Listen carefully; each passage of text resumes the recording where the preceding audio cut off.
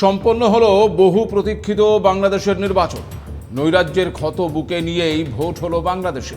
কি বলছে আবহাওয়া? ক্ষমতার আসন কার কুক্ষিগত হতে চলেছে?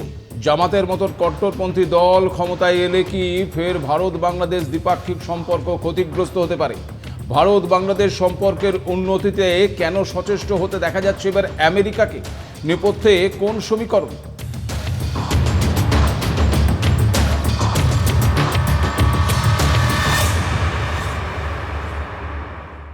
নমস্কার, আপনারা দেখতে শুরু করেছেন এডিটার্স ডায়েরি। আমি ভাস্কর দত্ত আপনাদের আরও একটি নতুন এপিসোডে স্বাগত জানাই। নির্বাচন তো সম্পূর্ণ হয়েছে, তবে তা মোটের ওপর কখনোই শান্তিপূর্ণ হয়নি। অবাধ এবং শান্তিপূর্ণ যা নিয়ে আশঙ্কা প্রকাশ করা হচ্ছিল, অনেকটা সেই আশঙ্কাই কিন্তু সত্যি হলো। একাধিক হিংসার ঘটনা ঘটেছে বাংলাদেশের ভোটের দিন এবং ভোটের দিনের আগের রাতে। বহু দলের বিরুদ্ধে উঠেছে ছাপ্পা এবং রিগিংয়ের অভিযোগ। অনেকেই বলছেন বুধবার রাত থেকেই নাকি একাধিক বুথ দখল করেছে জামাতে ইসলামীর সমর্থকরা। চলেছে দেদার ছাপ্পা ভোট, যাকে আবার বাংলাদেশের ভাষায় বলা হচ্ছে ইলেকশন ইঞ্জিনিয়ারিং। খুলনায় জামাত সমর্থকদের সঙ্গে সংঘাতে প্রাণ হারিয়েছেন বিএনপি নেতা মহিবুজ্জামান কোচি। জামাতকে কাঠগড়ায় তুলে হাসিনা পুত্র সজীব ওয়াজেদ জয় অভিযোগ করেছেন যে রাতের অন্ধকারে ব্যালটে ছাপ মারা হয়েছে, ভোটে হয়েছে দেদার কারচুপি, চলেছে রিগিংও। এদিকে আবার ভোট শুরু হওয়ার আগেই বুধবার রাতে ভোটারদের মধ্যে টাকা বিতরণের অভিযোগকে কেন্দ্র করে বাংলাদেশের বাগেরহাট সদর উপজেলার বারুইপাড়া এলাকায় বিএনপি এবং জামাতে ইসলামীর নেতাকর্মীদের মধ্যে সংঘর্ষ বেঁধে যায়। আবার নির্বাচনের দিন সকালে বাংলাদেশের গোপালগঞ্জ 2 আসনে রেশমা ইন্টারন্যাশনাল স্কুল ভোট কেন্দ্রে বোমা বিস্ফোরণের ঘটনা ঘটে। ঘটনায় এক শিশু সহ 2 জন আহত পর্যন্ত হয়েছে বলেই খবর। আবার ঠিক একইভাবে মুন্সিগঞ্জ 3 আসনের সদর উপজেলার মাখহাটি গুরুচরণ উচ্চ বিদ্যালয় কেন্দ্রের সামনে পরপর একাধিক বোমা বিস্ফোরণের খবর পাওয়া গেছে। ছাত্রদলের নেতা নাসিরউদ্দিন পাটোয়ারিকে পড়তে হয়েছিল গণবিক্ষোভের মুখে। এছাড়াও এককালের জোটসঙ্গী জামাতের বিরুদ্ধে একগুচ্ছ অভিযোগ এনেছে বিএনপি। জামাতে ইসলামের নেতাকর্মীদের বিরুদ্ধে নির্বাচনে আগের রাতে টাকা দিয়ে ভোট কেনার অভিযোগ করা হয়েছে, ভোট কেন্দ্র দখলের চেষ্টা করার অভিযোগ করা হয়েছে এবং জাল ভোট প্রদান এবং হিন্দু ভোটারদের হুমকি দেওয়া সহ মোট 127টিরও বেশি অভিযোগ এনেছে বিএনপি। আবার বিএনপি প্রধান তারেক রহমানের বিরুদ্ধে প্রতিদ্বন্দ্বিতাকারী জামাত প্রার্থী খালেদুজ্জামানের অভিযোগ, জামাতের পোলিং এজেন্টের অনুপস্থিতিতে বিএনপি ব্যালট পেপারে সিল মেরেছে। আবার ব্রাহ্মণবেড়িয়া 2 আসনে সকালে স্বতন্ত্র প্রার্থী রুমিন ফারহানার হাঁস প্রতীক এবং বিএনপি জোটের প্রার্থী মাওলানা জুনায়েদের আল হাবিবের খেজুর গাছ প্রতীকের সমর্থকদের মধ্যে ব্যাপক সংঘর্ষের খবর পাওয়া গেছে। অন্যদিকে রাজশাহীর পুঠিয়ায় ধানের শীষ এবং স্বতন্ত্র ফুটবল প্রতীকের প্রার্থীর সমর্থকদের মধ্যে সংঘর্ষের খবর পাওয়া গেছে। ঢাকার নির্বাচন সংস্থার সূত্র বলছে 140টি কেন্দ্রে অনিয়ম এবং 43টি কেন্দ্রে সংঘর্ষের ঘটনা ঘটেছে। এছাড়াও এই নির্বাচনী আবহে বুধবার মৌলভীবাজার এলাকার 28 বছর বয়সী এক হিন্দু যুবকের রক্তাক্ত দেহ উদ্ধার হয়েছে। জানা গেছে মৃতের নাম রতন শাহুকার। তার হাত পা বাঁধা অবস্থায় ছিল আর শরীরে ছিল নানান ক্ষত। এখন এই ঘটনাটি নির্বাচনের সঙ্গে জড়িত কোনো হিংসার ঘটনা নাকি অন্য কোনো কারণ, তা কিন্তু এখনো স্পষ্ট নয়। সব মিলিয়ে এইটুকু বলাই যায় যে মোটেও স্বচ্ছ এবং শান্তিপূর্ণ ভোট সম্পন্ন হয়নি বাংলাদেশে। অবশ্য বর্তমানে এটাই সত্য যে জোর যার মুলুক তার। আপনাদের মনে নিশ্চয়ই প্রশ্ন জাগছে যে আওয়ামী লীগ সমর্থকেরা ঠিক কী করলেন, কাকে ভোট দিলেন তারা কি আদৌ নির্বাচনে অংশ নিলেন? আপনাদের জানিয়ে রাখি, বঙ্গবন্ধু শেখ মুজিবুর রহমানের জন্মস্থান গোপালগঞ্জ 3 আসন। আর এই গোপালগঞ্জের টুঙ্গিপাড়ার দিকেই সবার নজর ছিল নির্বাচনী আবহে। আপনাদের এটাও জানিয়ে রাখি যে গোপালগঞ্জ 3 আসন থেকেই নির্বাচনে লড়তেন শেখ হাসিনা। এই আসন থেকে যতবারই তিনি নির্বাচনে অংশ নিয়েছেন ততবারই বিপুল ভোটে বিজয়ী হয়েছেন। তবে এবার আওয়ামী লীগ নিষিদ্ধ থাকায় ভোটাররা নির্বাচনে অংশগ্রহণই করল না। অন্যদিকে সিরাজগঞ্জে আওয়ামী লীগকে নির্বাচনে নিষিদ্ধ করা অভিনব প্রতিবাদ করতে দেখা গেছে এক ভোটারকে। নৌকো ছাড়া কিসের ভোট, জামাত রাজাকার, বিএনপি চোর, ব্যালট পেপারে এ সমস্ত লিখে সোশ্যাল মিডিয়ায় পোস্ট করতে দেখা গেছে তাকে। তবে এখন বিষয় হচ্ছে নির্বাচন তো হলো, যেন তেন প্রকারে তা সম্পন্ন হলো, কিন্তু ভোট বাক্সের ফলাফল কি বলবে? আপনাদের জানিয়ে রাখি যে ইতিমধ্যেই কিন্তু বাংলাদেশে গণনা শুরু হয়ে গেছে। যদিও হাসিনা পুত্র সজীব ওয়াজেদ দাবি করেছেন যে নির্বাচনের ফল আগেই ঠিক করে রাখা হয়েছে এবং ব্যাপক কারচুপি হয়ে গিয়েছে। তার অভিযোগ, কুয়েত এবং বাহরাইন থেকে ডাকযোগে জাল ভোটের ব্যবস্থা করা হয়েছিল, ফলে যা হবার তা হবেই এবং হয়ে গেছে অলরেডি। আর এটাও ঠিক, বাংলাদেশের ক্ষমতার আসন যেতে পারে বিএনপি না হলে ওই জামাতের দিকে। ভোটের আগে যে সমস্ত সমীক্ষাগুলো করা হয়েছিল তাতে দেখা গেছে যে এগিয়েছিল বিএনপি। এখন পর্যন্ত তেমনটাই হতে পারে বলেও মনে করছেন অনেকে, কারণ জামাতের মতন কট্টরপন্থী দলকে ক্ষমতার আসনে বসাতে কিছুটা দ্বিধায় বাংলাদেশবাসী। জামাতরা ক্ষমতায় আসুক বা না আসুক, দুক্ষেত্রেই কিন্তু জামাতের উপস্থিতি উল্লেখযোগ্য, কারণ ক্ষমতায় এলে সেটা হবে স্বাধীন বাংলাদেশে প্রথম পাকিস্তানপন্থীদের সরকার। আর যদি তারা ক্ষমতায় না আসে তবে প্রধান বিরোধী শক্তি হবে জামাতরা। এমনটা হলেও তা হবে বাংলাদেশের ইতিহাসে বেনজির। এমনটাই জানিয়েছেন লেখিকা তাসলিমা নাসরিনও। আর সেই জামাতের উত্থান মানে বুঝতেই পারছেন, পাকিস্তানকে দেখেই পরিষ্কার হয়ে যায় যে জামাত বাংলাদেশে ক্ষমতায় এলে ঠিক কেমন অবস্থা হবে সে দেশের। এমনিতেই বদলের বাংলাদেশের সঙ্গে গলায় গলায় ভাব হয়েছে পাকিস্তানের মতন একটি সন্ত্রাসের মদতদাতা দেশের। বহু পাক জঙ্গিরা সাদর অভ্যর্থনা পেয়েছে ওই বাংলাদেশে। সেই সমস্ত খবর এর আগে আমরা পুঙ্খানুপুঙ্খভাবে দেখিয়েছি আগের একাধিক এডিটর্স ডায়েরির এপিসোডগুলোতে। এখন যদি সেই দেশে জামাতের মতন একটি মৌলবাদী দলের উত্থান ঘটে তাহলে তো উগ্রবাদী সন্ত্রাসবাদীদের পোয়া বারো, তাই নয় কি? আর এমনিতেই সন্ত্রাসবাদ ইস্যুতে পাকিস্তানকে নিয়ে সর্বদা ব্যস্ত থাকতে হচ্ছে ভারতকে। আর এখন যদি বাংলাদেশকে নিয়েও তাই থাকতে হয় তবে সেটা একটা বিরাট বিড়ম্বনার বিষয় হবে। কারণ আপনাদের জানাই যে গত বছর দিল্লির লালকেল্লার কাছে বিস্ফোরণের নেপথ্যে জঙ্গি নেতা মাসুদ আজাহারের জৈশে মোহাম্মদের হাত রয়েছে বলে সম্প্রতি দাবি করা হয়েছে রাষ্ট্রসংঘের সন্ত্রাস বিরোধী পর্যবেক্ষণ দলের একটি রিপোর্টে। তাছাড়া জৈশের সেই মহিলা ব্রিগেড জামাত উল মমিনাত, যার কথা এর আগে আপনাদেরকে বহুবার বিস্তারিতভাবে বলেছি, মনে আছে নিশ্চয়ই, তারাও নাকি এবার আরও সক্রিয় হয়ে উঠছে। ফলে রাষ্ট্রসংঘের ওই রিপোর্টে ইতিমধ্যেই জারি করা হয়েছে সতর্কতা। তার মধ্যে এখন যেই দলই বাংলাদেশের ক্ষমতায় আসুক না কেন, তারা যদি ভারতের সঙ্গে সুসম্পর্ক বজায় না রাখে তাহলে পরিস্থিতি ফের জটিল হয়ে উঠতে পারে। যেমন বিএনপির নেতা তারেক রহমান শুরু থেকেই ভারতের সঙ্গে সুসম্পর্ক বজায় রাখার চেষ্টা করে গেছেন। নির্বাচনমুখী বাংলাদেশে ইন্ডিয়ান এক্সপ্রেসকে দেওয়া একটি সাক্ষাৎকারে জানিয়েছিলেন তিনি এমন একটি দ্বিপাক্ষিক সম্পর্ক দেখতে চান যেখানে পরস্পরের উপর বিশ্বাস থাকবে, উভয় পক্ষের স্বার্থকে গুরুত্ব দেওয়া হবে, যেখানে দুই দেশই সমান এবং ন্যায্যভাবে উপকৃত হবে।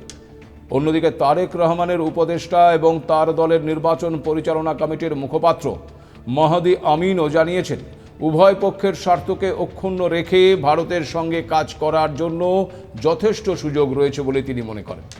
অর্থাৎ সব মিলিয়ে ইতিবাচক দিক রয়েছে বিএনপির সঙ্গে ভারতের সম্পর্কে। আর অন্যদিকে জামাত যদি আসে তাহলে সেই সম্পর্ক কোথায় গিয়ে দাঁড়াবে? দেখুন, মুখের কথায় কিন্তু একেবারেই পিছিয়ে নেই জামাত। এনডিটিভিকে দেওয়া এক সাক্ষাৎকারে জামাত নেতা ডক্টর শফিকুর রহমান জানিয়েছিলেন, ভারত আমাদের নিকটতম প্রতিবেশী, তাদের সঙ্গে ভালো সম্পর্ক রাখা আমাদের অগ্রাধিকার। এই কথা আবার জামাতের নির্বাচনী ইস্তেহারেও উল্লেখ করা হয়েছিল। আবার একই সঙ্গে তিনি এটাও জানিয়েছিলেন ভারত সফরের বিষয়ে তার কোনো দ্বিধা বা বাধা নেই, নির্বাচনের পর পরিস্থিতি বিবেচনা করে সে বিষয়ে সিদ্ধান্ত নেবেন বলেও জানান তিনি। সব মিলিয়ে একটা বিষয় পরিষ্কার, বাংলাদেশের কুর্সিতে যেই বসুক না কেন ভারতের সঙ্গে সুসম্পর্ক বজায় রেখেই তাকে চলতে হবে। কিন্তু প্রশ্ন হচ্ছে, ভারত বাংলাদেশ সম্পর্কের উন্নতিতে কেন এবার সচেষ্ট হতে দেখা যাচ্ছে আমেরিকাকে? আবার কি নতুন কোনো ছক কষছেন ট্রাম্প? আমেরিকার চাপে কি তবে বাংলাদেশের ভারত বিরোধিতা বন্ধ হবে? একটা বিষয় এবার একটু খেয়াল করে দেখুন, যে সময় বাংলাদেশের ভোটের হাওয়া বইছে ঠিক সেই সময় ভারত আমেরিকার ঝুলে থাকা বাণিজ্য চুক্তি চূড়ান্ত ঘোষিত হয়। আবার ভোটের একেবারে মুখে বাংলাদেশের সঙ্গেও বাণিজ্য চুক্তি সেরেছে আমেরিকা। তার আগে আবার জামাতের সঙ্গে সখ্যতা বৃদ্ধি করতেও দেখা গেছে এই আমেরিকাকে। আবার বাংলাদেশে নিযুক্ত মার্কিন রাষ্ট্রদূত ব্রেইন টি ক্রিস্টেনসেন জানিয়েছেন, বাংলাদেশ এবং ভারতের মধ্যে একটি ভালো সম্পর্ক দেখতে চায় আমেরিকা। আবার গত 3রা ফেব্রুয়ারি ওয়াশিংটনে মার্কিন বিদেশ সচিব মার্কো রুবিওর সঙ্গে বৈঠক করেছিলেন ভারতের বিদেশমন্ত্রী এস জয়শঙ্কর। আর সেই বৈঠকে বিভিন্ন ক্ষেত্রে ভারত আমেরিকা দ্বিপাক্ষিক সহযোগিতাকে কিভাবে প্রাতিষ্ঠানিক রূপ দেওয়া যায় তা নিয়ে বিস্তারিত আলোচনা হয়েছিল। তবে কে বলতে পারে যে ওই বৈঠকে বাংলাদেশ টপিকও একটা ফ্যাক্টর ছিল কিনা। আর এখন প্রশ্ন হচ্ছে, কেন আমেরিকা চাইছে ভারতের সঙ্গে বাংলাদেশের সম্পর্ক ভালো হোক?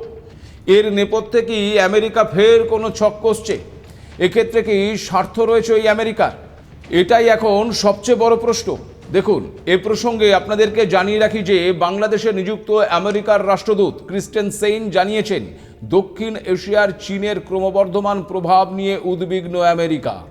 চীনের সঙ্গে নির্দিষ্ট কিছু চুক্তির ঝুঁকি বাংলাদেশের সামনে তুলে ধরতেই বাংলাদেশ সরকারের সঙ্গে নিবিড়ভাবে কাজ করতে চায় আমেরিকা। তিনি জানান, বাংলাদেশের প্রতিরক্ষা সরঞ্জাম বিক্রি করতেও আগ্রহী আমেরিকা। কারণ ওই একটাই, বাংলাদেশে চীনের প্রভাব কমানো।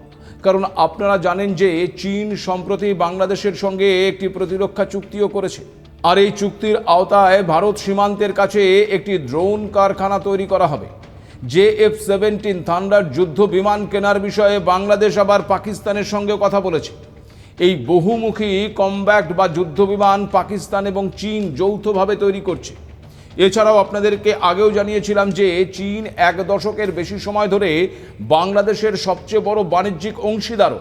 ঢাকা বেজিংয়ের মধ্যে প্রতি বছর প্রায় $18 বিলিয়ন দ্বিপাক্ষিক বাণিজ্য চলে। বিশ্লেষকদের মতে আগামী দিনগুলোয় বাংলাদেশ সম্ভবত চীনের সঙ্গে সম্পর্ক আরও জোরদার করতে চলেছে। এর কারণ চীনের পক্ষ থেকে বেশি অর্থনৈতিক অনুদান পাওয়া যায়।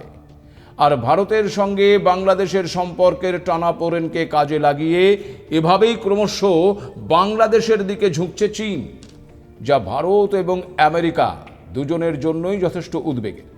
এই পরিস্থিতিতে ময়দানে নেমে পড়েছে এবার আমেরিকা।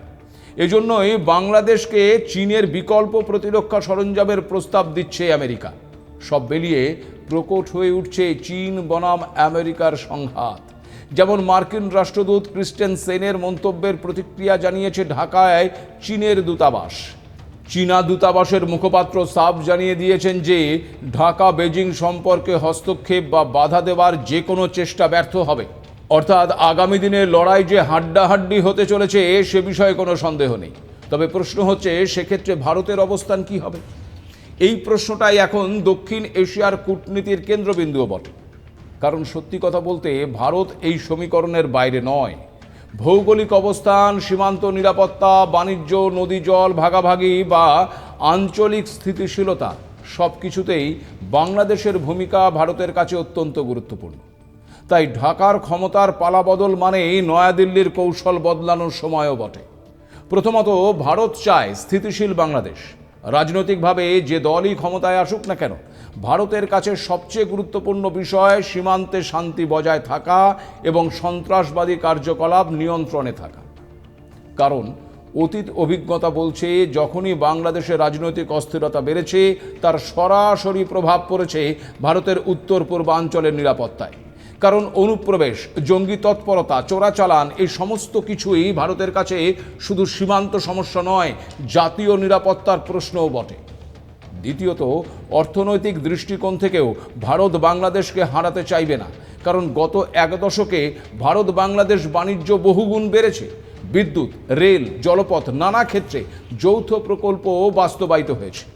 আর এই সহযোগিতা শুধু 2 দেশের অর্থনীতিকেই শক্তিশালী করেনি, বরং আঞ্চলিক সংযোগ বা কানেক্টিভিটির নতুন পথ খুলে দিয়েছে। এখন যদি বাংলাদেশ সম্পূর্ণভাবে চীনের দিকে ঝুঁকে যায়, তাহলে ভারতের পূর্বাঞ্চলীয় বাণিজ্য এবং কৌশলগত পরিকল্পনা বড় ধাক্কা খেতে পারে। তৃতীয়ত, ভারতের সামনে সবচেয়ে বড় চ্যালেঞ্জ হলো কূটনৈতিক ভারসাম্য বজায় রাখা। একদিকে আমেরিকা চাইছে ভারত দক্ষিণ এশিয়ায় তার স্বাভাবিক প্রভাব ধরে রাখুক, যাতে চীনের প্রভাব সীমিত থাকে। অন্যদিকে ভারত নিজেও চাইবে না যে বাংলাদেশ শুধুই বৃহৎ শক্তিগুলোর প্রতিযোগিতার বোরে হয়ে উঠুক, কারণ তাতে অস্থিতিশীলতা বাড়বে। আর অস্থিতিশীল প্রতিবেশী কখনোই ভারতের স্বার্থের পক্ষে শুভ নয়। চতুর্থত, ভারত এখন সম্ভবত ওয়েট অ্যান্ড ওয়াচ নীতি নেবে, অর্থাৎ সরাসরি পক্ষ নেবার বদলে পরিস্থিতি পর্যবেক্ষণ করবে এবং নতুন সরকার কী ধরনের বিদেশ নীতি গ্রহণ করে তা দেখবে, আর তারপর সেই অনুযায়ী দ্বিপাক্ষিক সম্পর্কের গতি নির্ধারণ করবে। সব মিলিয়ে বলা যায় যে বাংলাদেশের রাজনৈতিক পালাবদল যতই নাটকীয় হোক, ভারতের মূল লক্ষ্য একটাই, আর তা হলো স্থিতিশীল, সহযোগিতামূলক এবং নিরাপদ এক প্রতিবেশী নিশ্চিত করা।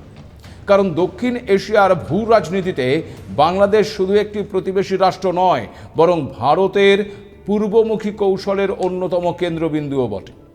এখন দেখার বিষয়, নতুন ক্ষমতার সমীকরণে এই ভারসাম্য কতটা বদলায়। আগামীর বাংলাদেশ কি হবে বৃহৎ শক্তির প্রতিদ্বন্দ্বিতার নতুন ক্ষেত্র, নাকি আঞ্চলিক সহযোগিতার সেতুবন্ধন তৈরি করবে? উত্তরটা অবশ্য সময় দেবে, আর সেই উত্তরই নির্ধারণ করবে দক্ষিণ এশিয়ার আগামী দিনের ভূ রাজনৈতিক মানচিত্রটি। আজ এ পর্যন্তই। নমস্কার।